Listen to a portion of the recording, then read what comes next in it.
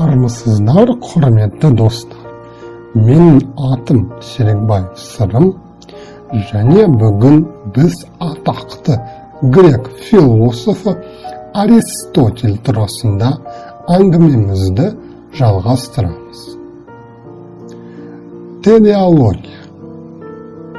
Аристотель мақсатты себепті ең маңызды себеп ретінде жиі қарастырады. Адамның жылынғысы келген әрекеті оттың себебі болды. Бұл жағдайда себеп жылыну оқиғадан кейін болып отыр. Мұнда себеп от жағудың мақсаты ретінде көрінеді. Бұл телеологияның еншісіндегі нәрсе. Табиғатты біз машина секілді деп ойлаймыз. Аристотель табиғатты өз идеясын жүзеге асыруға талпынған суретшіге ұқсатты. Табиғаттың кез келген өзгеріс аясында екі тарапты атап көрсетуге болады. Біріншіден, объектінің жекелеген ерекшеліктерінің өзгермейтіні, тіпті сол ерекшеліктер қандай да бір өзгерістерге ұшырасады. Екіншіден, барлық қасиеттердің нағыз өзгерісі. Материя әртүрлі формаларда бола алады. Мәселен, қарапайым ұрықты алайық. Бірақ ұрық белгілі бір әлеуетке ие. Әр затты немесе оқиғаны олардың материясы мен формасын қарастырудың көмегімен түсінуге болады. Олар қалай қозғалады немесе өзгереді, қалай бір формадан басқа формаға өтеді. Ұрық гүлге айналады. Әр зат немесе оқиға үнемі белгілі бір халде және басқа күйге ауысу үдерісінде болады. Форма өзгермелі тарап, материя бұрынғы қалпына қалады. Аристотельдің осы мәселелер туралы пайымдауларын өзінің физика және метафизика кітаптарында баяндалған. Ол бірінші болып сөздік қорға метафизика сөзін енгізді.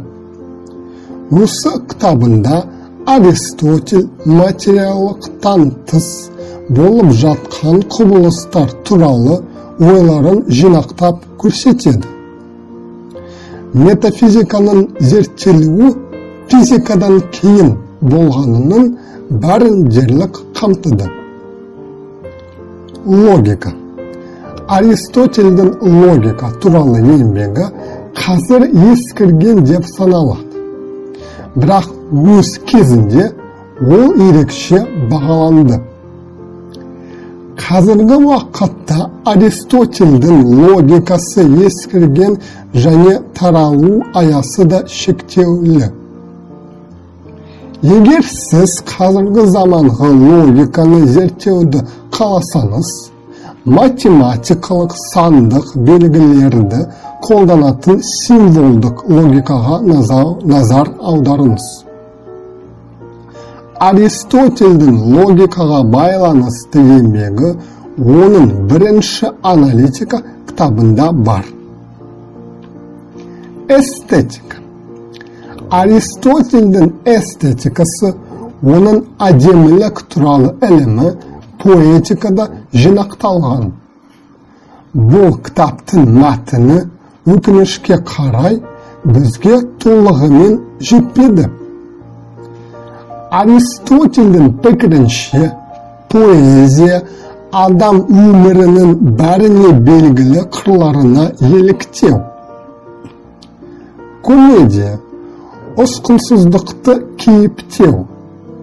Біз бұрмаланған бірдеңені көргенде күлеміз.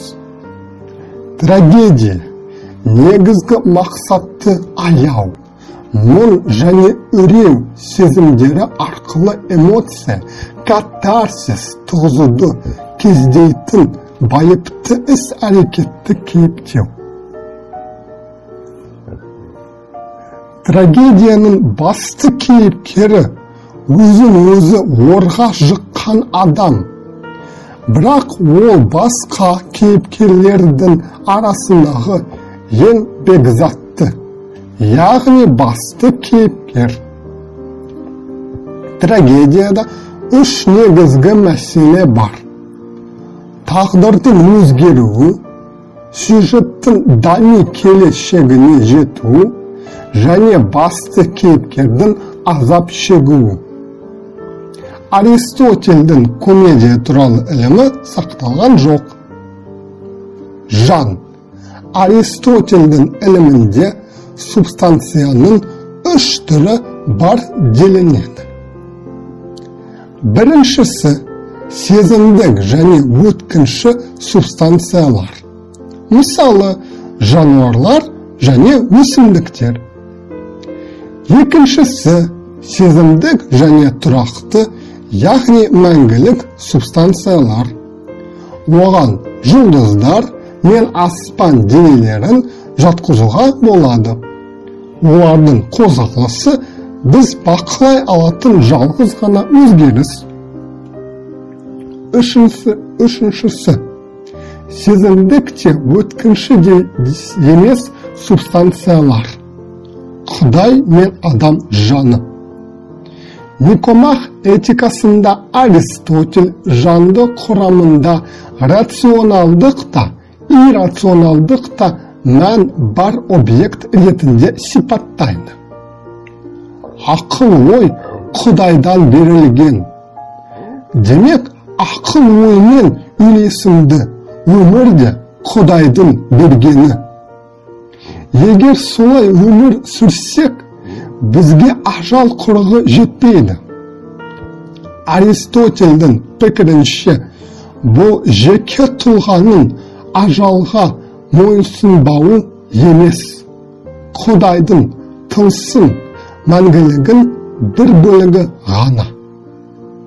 Аристотельдің ойынша, адам тұлғасы тәнмен, сонымен бірге жанның иррационалдық бөлігімен байланысты. Аристотельдің этикасы. Аристотель адам өміріндегі дұрыс пен бұрысты, жаман мен жақсыны анықтауға негіз болатын принциптер туралы ғылымды, этика туралы өз ілімін жасады. Никомах этикасы кітабында бейнеленген бұл ілім бақыт ұғымына негізделген. Аристотельдің этикасы теологиялық ілім. Ол қол жеткізілу қажетті мақсаттарға негізделген. Бұл жерде атап көрсетуді қажет ететін басқа да этикалық нормалар бар. Аристотельдің ойынша, адам өзі жасағалы отырған қандай да бір іс-әрекеттің немесе ниеттің әділетті және ізгі екені туралы пікір жасау тиіс.